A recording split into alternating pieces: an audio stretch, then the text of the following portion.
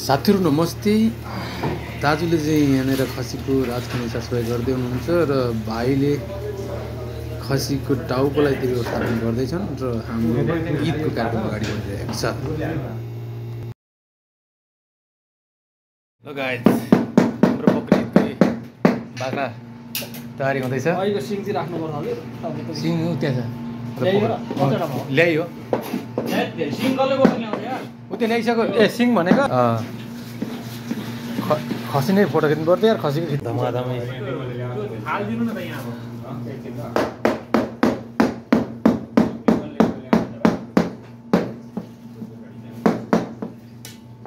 यहाँनिर कटिङ हुँदैछ खसीको। बकरी ईदमा चाहिँ साथीभाइहरूले यसरी कटिङ गर्दैछन् होइन। चट्ट बसेर यहाँनिर कार्यक्रम गर्न लागिरहेको अवस्था छ। खसी बनाउन यत्रो जना भिडियो निकै टाइम लाग्छ है। अलिक तरिका होइन त फुलाउने गिलास नभएर होला।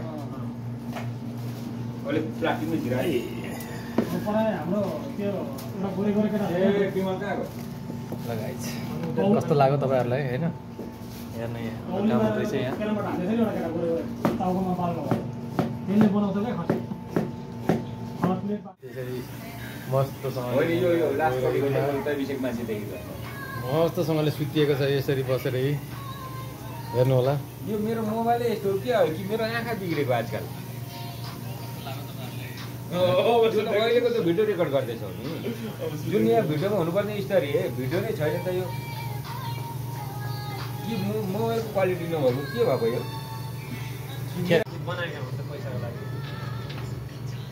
कला पनि भएको हो नि, तर दुरुपयोग भयो होइन। त्यो सचिन परिवारमा अलिअलि गीत गाउने कला भएको हो। त्यसलाई सही गाइडेन्स पाएन क्या बिचरा त्यसले।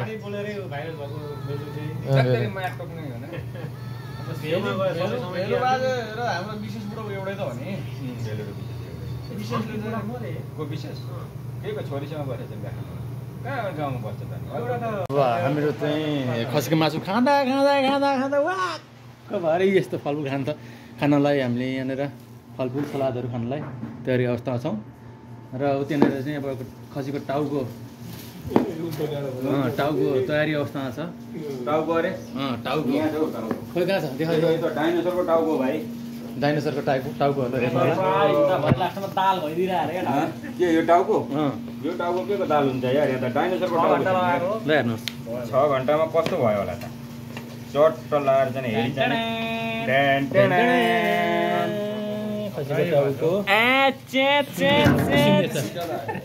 नकाइदा भएछ यसलाई चाहिँ अब के नुन खोर्सानीसँग चोकेर खाने हो? यो त डाइनोसरको टाउको त प्लान्ट पग्लेछ नि यार। यस्तो हुँदैछ टट्टसँगले पानी हाल्दिनु हाम्रो यसको अबको यहाँनिर तयारी अवस्थामा छ यो पनि फाल्ने है। यो बकरी ईदमा चाहिँ 5 दिनको छुट्टीको सदुपयोग हुँदैछ। साउदीको रेलवे स्टेसनमा आइसकेपछि एउटा टिकटक भिडियो अथवा रिल्स नबनाइकन जाने कुरै भएन।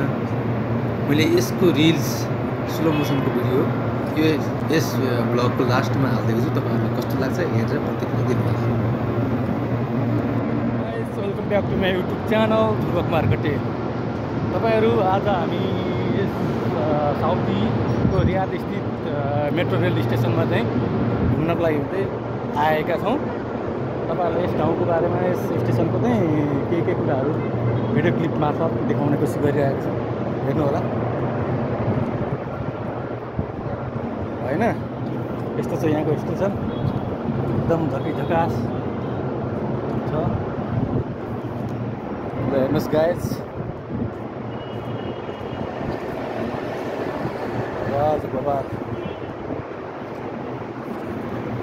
कटवल कि कटेल? कटेल, ध्रुव कटेल। ल गाइस, हामी त्यो मेट्रो रेलको लिकको तलपट्टि हामी हिँड्दैछौँ। इभिनिङ वाक गर्दैछौँ होइन। गाइस आज ईदमा चाहिँ हामीले यो स्टेसनको बारेमा तपाईँहरूलाई केही देखायौँ। यहाँ केही फोटोहरू र DHRUBA ध्रुव ध्रुव।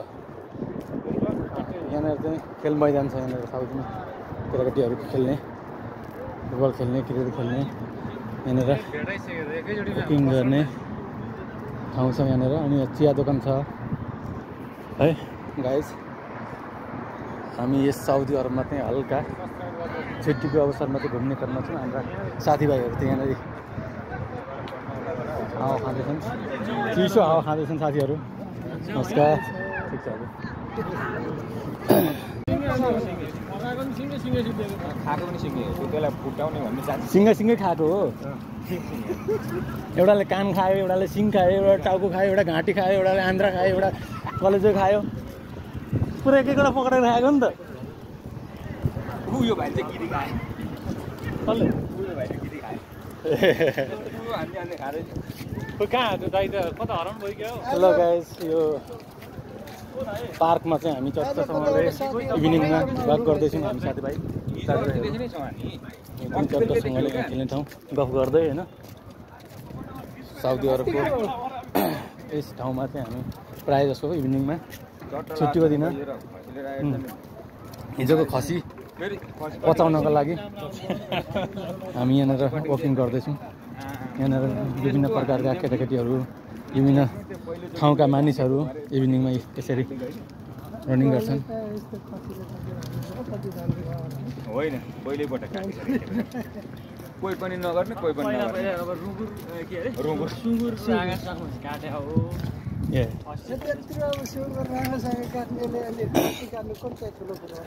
यस्तो छ नि त, अब सुँगुर झोर्काए भुत्ला गइहाल्छ, यसलाई पुरा पानी तताएर घट्नुपर्छ। यता झ्याउँछ क्या एउटा हो कि भनौँ न। रागलाई पञ्चरले निधारमा सुँगुरलाई झिर्नु पनि हिर रोपेर नि मार्छन् कसैले। तर पीडा नभइकन मार्ने भनेको खसीलाई रहेछ। त्यसपछि दानतिर त त्यो सुँगुरलाई मार्दाखेरि पनि पीडा हुन्छ बिचरालाई होइन। होइन चट्टा काटेपछि सकियो नि त। हामीलाई त्यस्तो लाग्छ नि, तर काटिनुलाई थाहा छ त पीडा भन्ने चिज के भनेको।